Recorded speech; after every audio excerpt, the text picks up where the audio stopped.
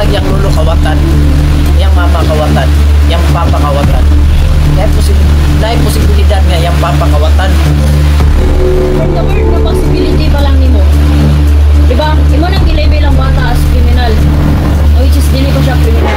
Nanay discrimination na itabo.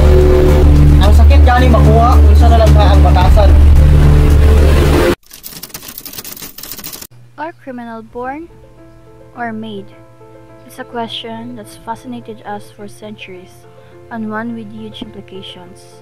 We'll delve into the science behind the nurture versus nurture debate in criminality, examining the evidence for both genetic and environmental influences. Disclaimer, we are not lawyers or legal experts, and this video does not constitute legal advice.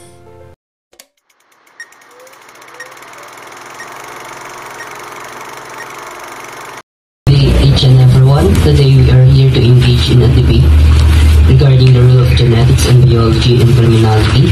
I would like to start by asserting the genetic predispositions can significantly influence an individual's likelihood of engaging in criminal behavior. Numerous studies have indicated that certain genetic markers are associated with aggressive and antisocial behavior. Good afternoon. While I appreciate your perspective, I must argue that attributing criminal behavior to genetic oversimplifies a complex issue. Environmental factors, social influences, and personal choices play a crucial role in shaping an individual's behavior. For instance, the well-documented case of the warrior gene MAOA suggests a correlation between this gene and increased aggression, but it does not count of the myriad of environmental factors that can mitigate or exacerbate such tendencies. I agree that environmental factors are important, but let's consider the work of researchers like Rain et al. In 1997, who found that individuals with certain genetic predispositions, such as low levels of serotonin, exhibited higher rates of violent behavior. These suggest that biology can create a vulnerability to criminality, especially when combined with adverse environmental conditions. So, about these issues, na ako'y makapagkita in evidences, kani akong mga dala na documents, kaning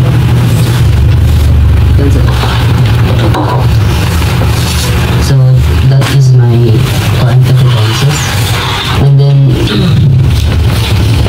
which is mas ang naadara, mas naka-affect ang genetics and biology sa criminal biology sa criminal behaviors kaysa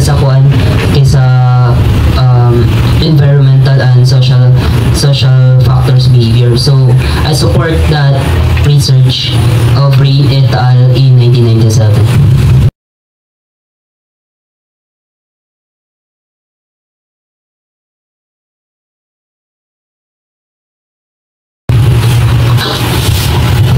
So, thank you. While Rain's research is noteworthy, it is important na napo-important ang correlation. Dili lang siya mag-imply sa accusation. Dili tungod nga ang genetic predisposition, dili tungod nga siya tungod nga naan criminal behavior. For example, many individuals with the same genetic markers lead law-abiding lives. That indicates that genetics may contribute to a risk factor, but it does not determinative.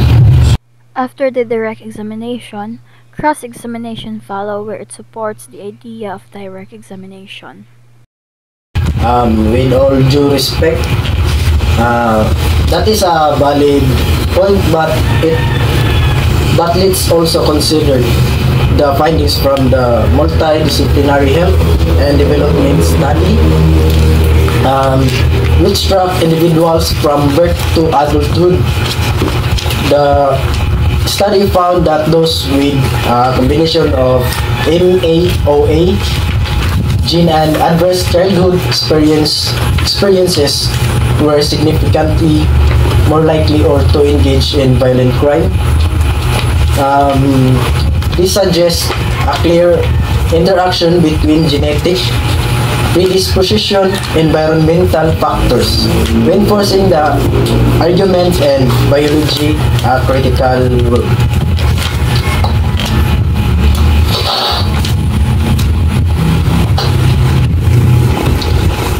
Yes, I acknowledge the interaction between genetics and environment, but we must also consider the implications of labeling individuals based on their genetic predispositions.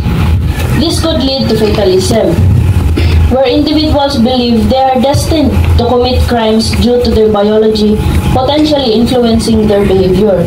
Moreover, the concept of free will and personal responsibility must be upheld in our legal system.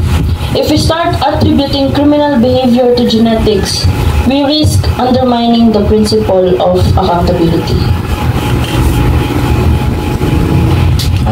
Yes, I understand your concerns about fatalism and personal responsibility. However, recognizing the biological factors to play do not absolve individuals of responsibility.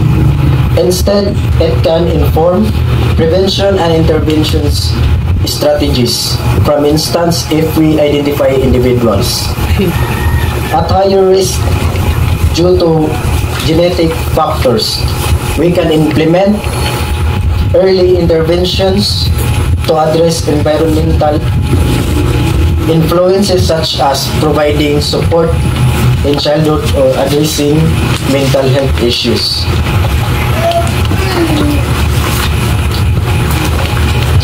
Okay, that is a constructive approach, but we must also be cautious about how we interpret the genetic data. The field of behavioral genetics is still evolving, and many findings are preliminary. Misinterpretation of genetic research could lead to stigmatization and discrimination against individuals based on their genetic makeup. We must ensure that our legal system does not penalize individuals for factors beyond their control. Direct examination follows after cross-examination. It clarifies any ambiguities or inconsistencies introduced during cross-examination. Good afternoon. With respect, I'd like to address. I agree that caution is necessary, but we cannot ignore the substantial body of evidence suggesting the genetics and biology plays a role in criminality. For example, studies on twins have shown that identical twins are more likely to share criminal behaviors than fraternal twins, indicating a genetic components.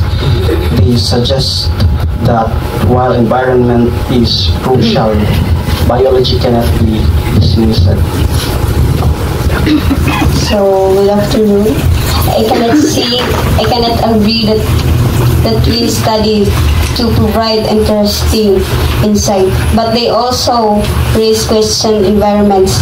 Identical twins often grow up in the same household, which means that their similarities in behavior could be attributed to environmental factors rather than genetic alone.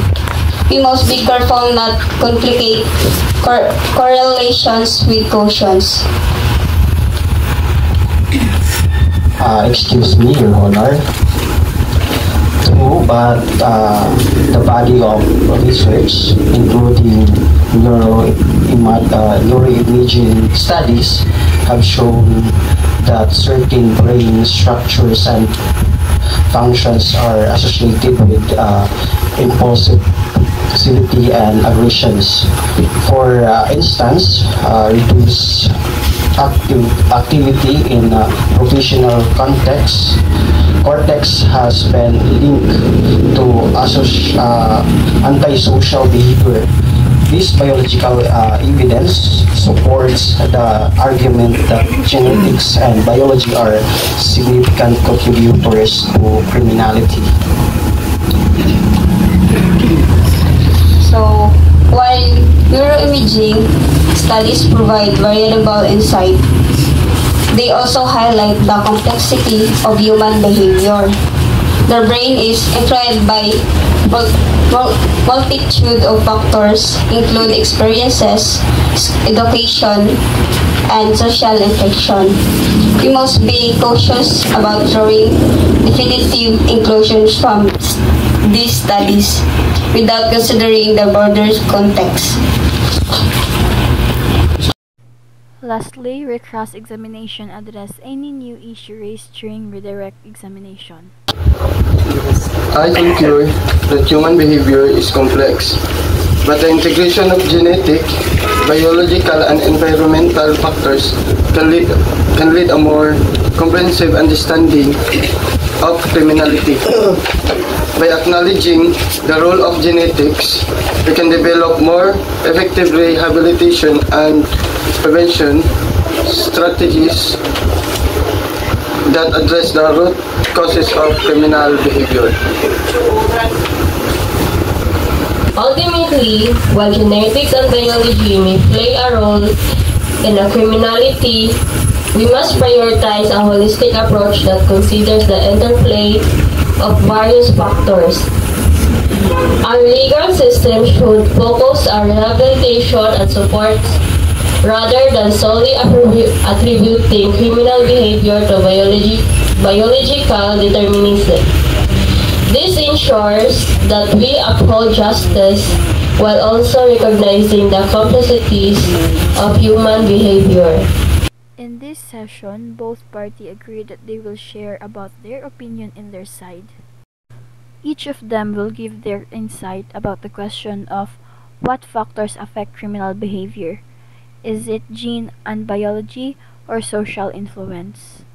So, based sa giingon ni Dapanas, mas mo agree gid ni sa social influence, which is katong sa criminal behavior.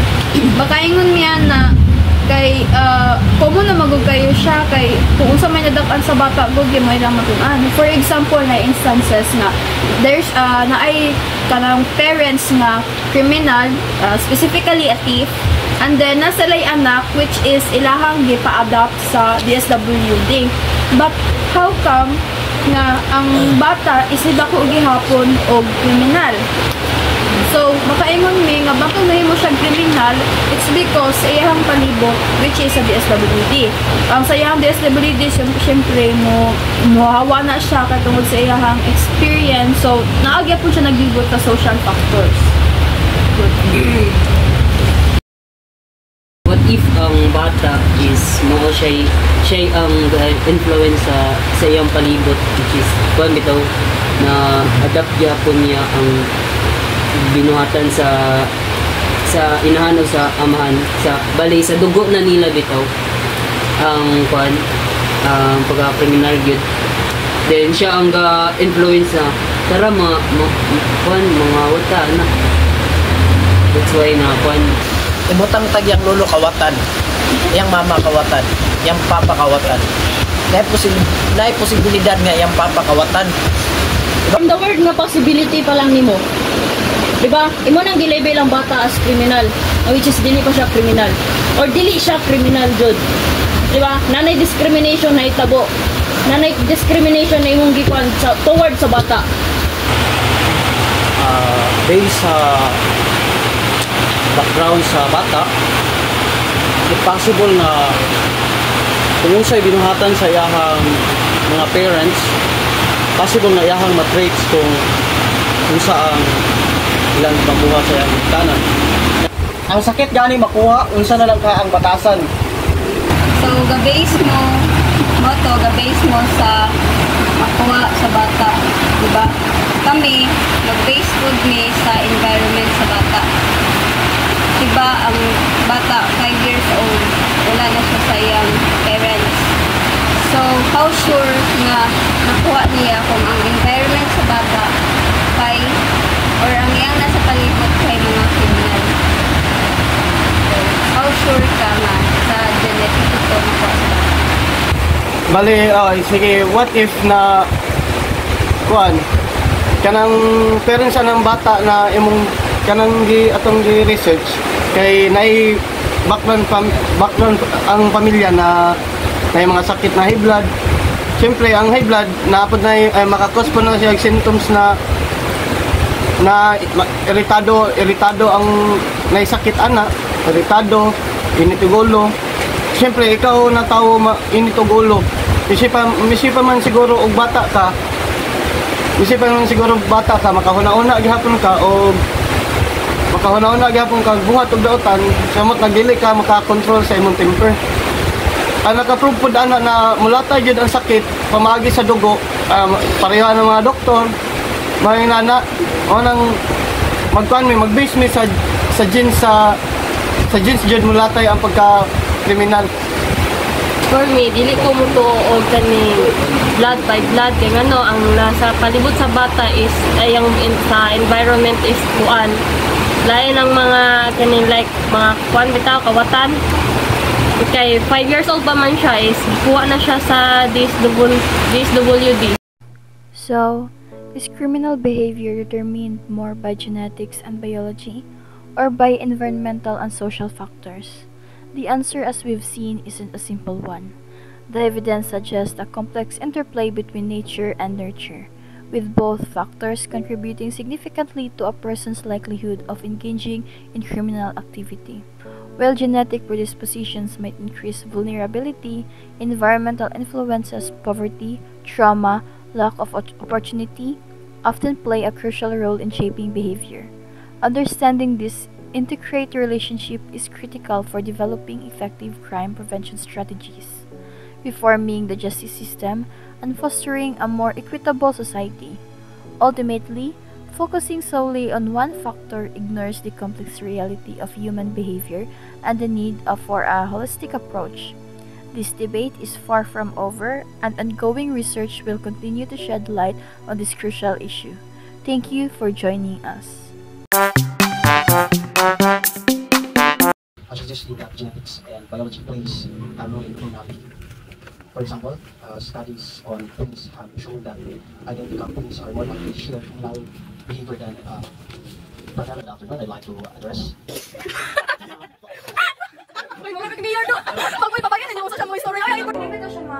Out of topic, kriminal tungod sa iyahang mga classmate. So unsa man by James ba na siya? Good afternoon. With respect, I'd like to address. Ayo, awa tanawon.